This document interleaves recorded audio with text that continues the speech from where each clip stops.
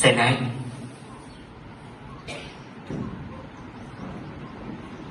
ৰমলা ৰূপহীহঁতে তাঁতশালত বহিছে বিহুৱান। ৰঙালী আহিছে নহয়। চেনাইৰ ডিঙিটো উকা হৈ থাকিলে সিহঁতৰ ভাল লাগিব জানো? ইফালে আকৌ ৰূপহী খৰি চোতালত সিঁচিছে সোণোৱালী ধান। উৰুকাৰ আখৰৰ পিঠা হৈছে ৰঙালীৰ প্ৰাণ। ইফালে আকৌ ডেকা গাভৰুৰ বিহু নাচেৰে উদলি মুদলি হৈছে আহত গছৰ তল।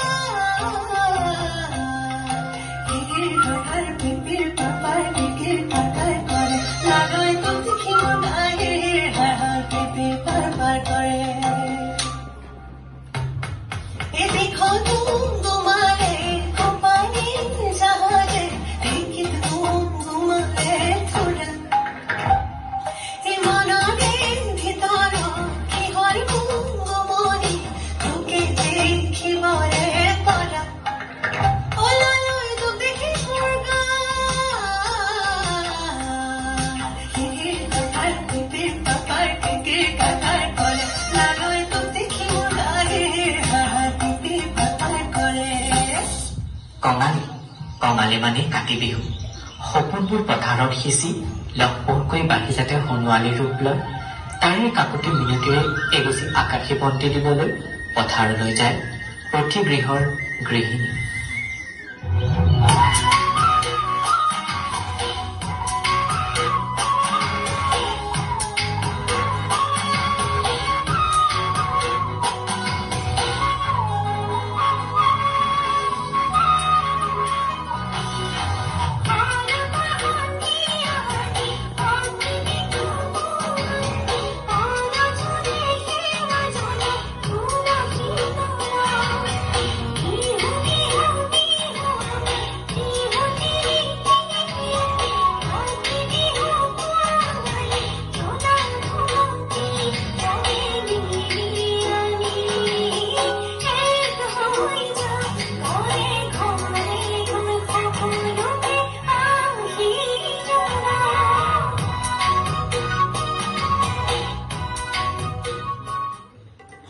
পিছে ৰাইজ, ৰাস পূৰ্ণিমা পালেহিয়ে দেখোন। ৰাসখন পাতিব লাগিছিল নহয়। হয় হয়, এইবাৰ মোহিত বায়নৰ জীয়েকক কৃষ্ণ বচনটো আৰু আমাৰ সেই গকুলীৰ জীয়েকক শংকৰচূড়ৰ ভাওটো দিয়া হওক। এই যাদৱ মাষ্টৰ জীয়েকক ৰাধা বচনটো দিয়া হওক। তাই বোলে সত্ৰত গৈ সত্ৰীয়া শিকি আহিছে, বৰ ভাল কৰিব।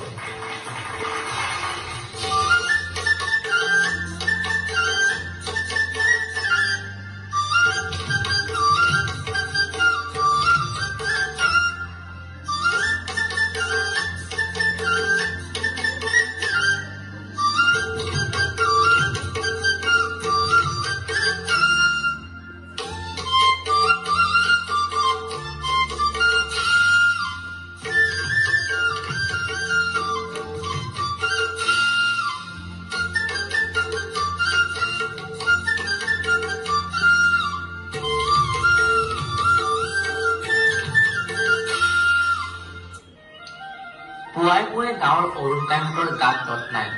জলাহৰ বিলত মাছ মাৰিবলৈ গৈছে। ভোগালীৰ ভোগ পদূলিৰ মুখতে ৰৈ থকা নাই জানো? ইফালে আকৌ ৰমলা খুৰীহঁতে তামোলৰ মেল মাৰি ঢেঁকীশালত ব্যস্ত। খান্দহগুৰি, তিল পিঠা, ঘিলা পিঠা সকলোবোৰ ভোগালীৰ প্ৰস্তুতি। ডেকাহঁতৰ ভেলাঘৰৰ অবিহনে মাঘ বিহু আকৌ তেনেই কেৰেঙা। এইবাৰ আমি উৰুকাত ভোজ খাওঁতে বেলেগৰ ঘৰত গৈ জেউৰা চুৰ কৰিম দেই।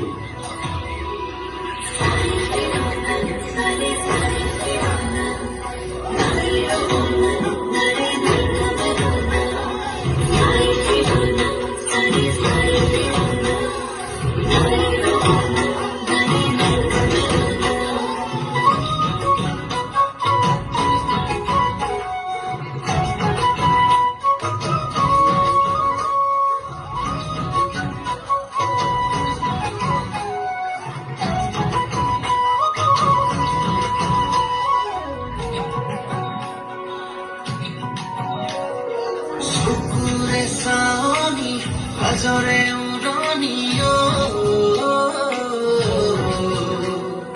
পাহাৰৰ নাগিনী প্ৰেমত মোহি